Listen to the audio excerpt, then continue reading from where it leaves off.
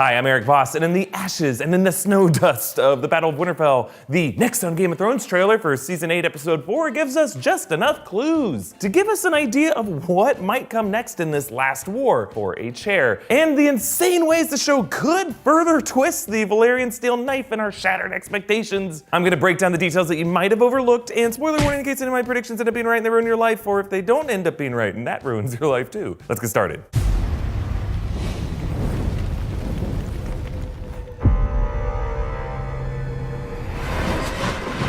We have won the Great War.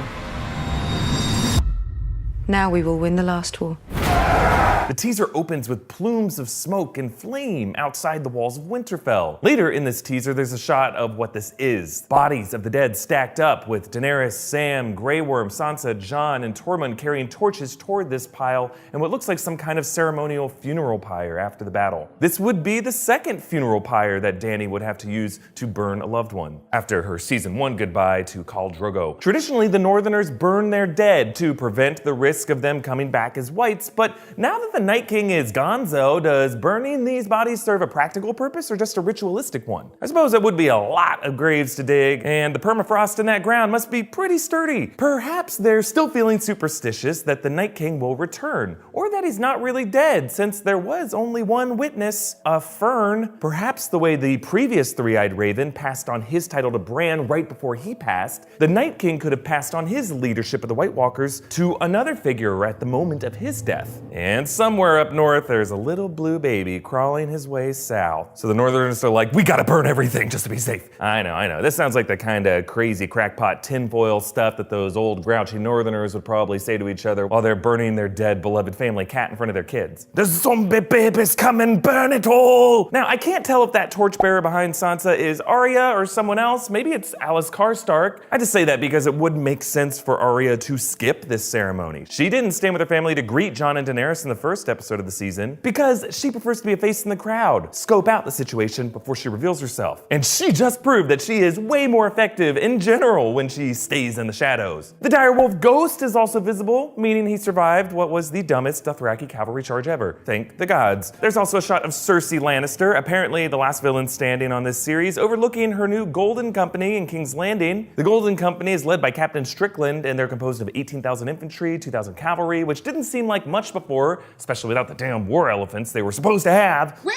my elephant? I'll keep asking until I get it. But now that Dany's army is whittled down to some, rattled, unsullied, and a couple hole-filled dragons, it might be more of an even fight. Euron Greyjoy joins Cersei as she wears this new Lannister red wardrobe. Before, she wore black as the color of mourning for Tommen. But now she's back in her Lannister family colors to identify herself apart from merely being a successor to someone else. It's interesting how Cersei and Daenerys are seen in the color red this episode. Red and crimson both are in the color scheme for both the Lannister and Targaryen sigils, but it sets them up as dual figures with the same goal, both of whom are willing to bleed into their clothes to get it. It's like two women who hate each other showing up to a party wearing the same color. It's awkward. Daenerys declares that they've won the Great War, but now they'll have to win the last war, which cuts to a shot of Dany toasting the Northerners as a cheering victory. But there may be something screwy going on with the editing here. Dany is wearing different clothes in these two shots, and they're clearly part of different scenes. I'm thinking that Dany brought up this "now on to the last war" line to a smaller room, a less enthusiastic one, with like Jon or Davos saying,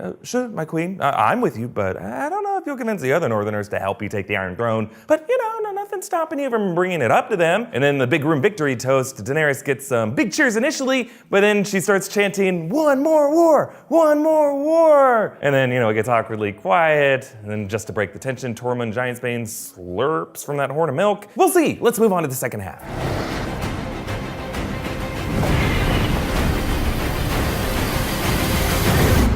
We'll rip her out root and stem.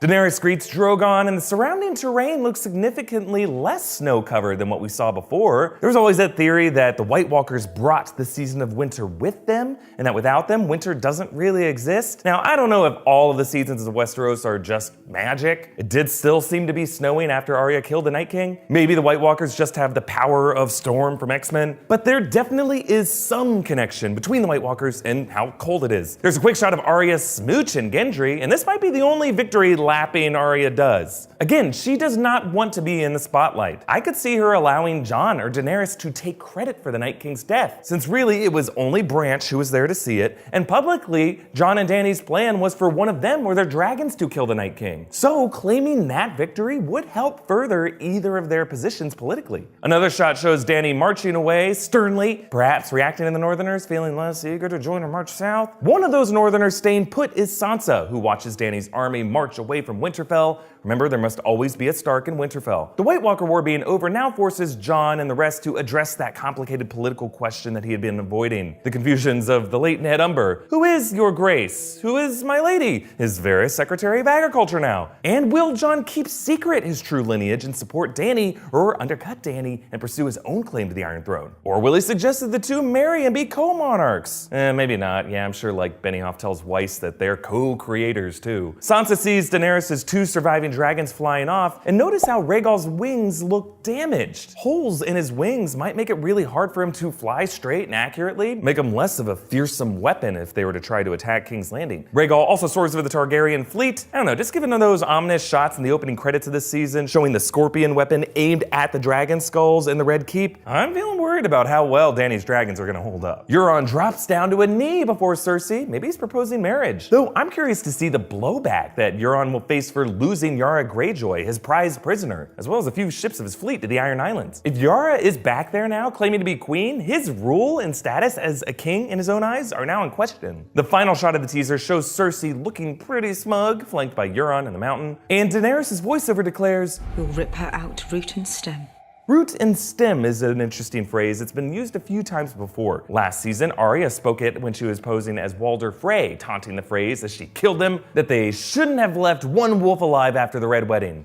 You should have ripped them all out, root and stem. And back in the first book, Maester Pycelle supported Robert's desire to assassinate Dany, saying, Treason is a noxious weed. It must be torn up, root and stem and seed. Who's he, Dr. Seuss? So Cersei and her late husband's failure to eradicate the entire Targaryen bloodline, root and stem, is now coming back to her in a possible day of reckoning. But you know, it also suggests that Daenerys' scorched earth dreams might be wishful thinking. Like, think about it. Root and stem, it's literal overkill. You can't erase someone from this earth. That was the Night King's goal, and he failed spectacularly. So while I would be surprised if Cersei Lannister survives this series, the seeds of her treachery will take root, and you could say they already have. Do you think the Night King could return, or is Cersei the more interesting villain anyway? Comment down below with your thoughts, and subscribe to New Rockstars on YouTube, and subscribe to our Game of Thrones podcast, Westeros Weekly, wherever you get your podcasts. Follow me on Instagram and Twitter at EAVoss. I'll see you guys after I finally take a stress nap.